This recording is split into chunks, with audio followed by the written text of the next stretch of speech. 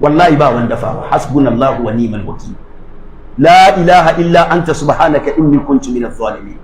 La ilaha illa Allah wallahu akbar wala hawla wala quwwata illa billah. La ilaha illa Allah wahdahu la sharika lah lahul mulku wa lahul hamdu wa huwa ala kulli shay'in qadir. Hasbunallahu wa ni'mal wakil.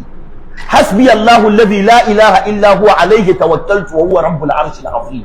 Ga sunan da dama annabi ya baka yadda da annabi mana ya kai, amma saboda bamu da tawakkul ala Allah, bamu da wannan imani, bamu da wannan. Ba sahabban manzo Allah suka karanta Fatiha ba kan wanda ya sunan shi ya cije shi kunama ya cije sarki ko sahabban manzo Allah suka karanta Fatiha suka shafa banda an kawo ma yan rukiyan garin duka sun yi duka bai yi ba.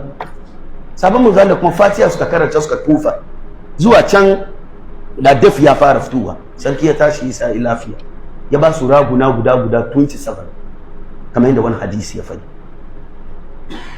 Suka ce ba mu taba wannan raguna shi mun san menene shari'ar musulunci akai. Ya ji magana wala ya'malu amalan hatta ya'lamu hukman la fihi. Sabai manzo Allah suka rika suka kawo gaban manzo Allah suka koro da manzo Allah sallallahu alaihi wasallam ga abin da ya faru an ba mu ragu da kaza. Annabi ya ce wa ma adaraka annahu rukiya, wa baka labari kaman Fatiha da rukiya. Yau ni na imani akwai mutane da yawa wanda na ransu da Allah in ya karanta Fatiha a ruwa ya sha ya kare ya wadatu, amma kai kuma kai bai yi.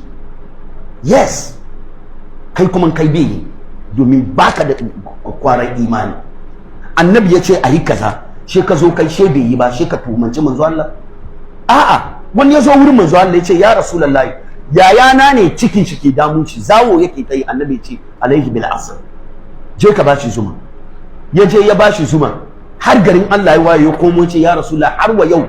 Annabi ya ce je ka bashi zuma.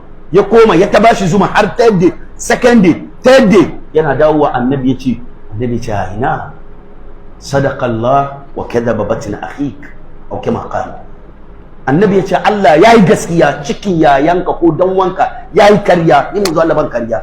Allah ya fadi a Qur'ani yace fihi shifa'un linnas. Ashe wato nan inda maluma suka tashi inji Ibn Uthaymin da yazo dai fassara nan ce nan ka dan kaman tawakkul ya shigo nan. Shi wannan da ya yadda da abinda manzon Allah ya fadda yayi aiki.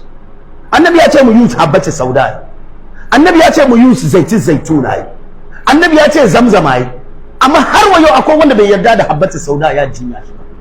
Akwai wanda bai yarda ba bai yarda ba, ya yarda da maganar manzon Allah amma har wa yau imani bai kunce a zuciya ba.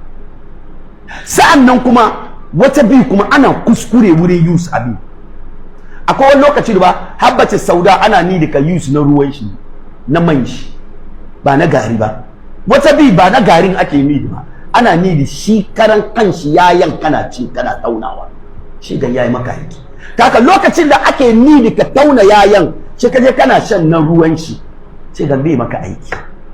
Allah shi ka karanta Zadul Ma'ad na Sheikhul Islam Ibn Qayyim al-Jawziyya, almajiri Sheikhul Islam Ibn Taymiyyah.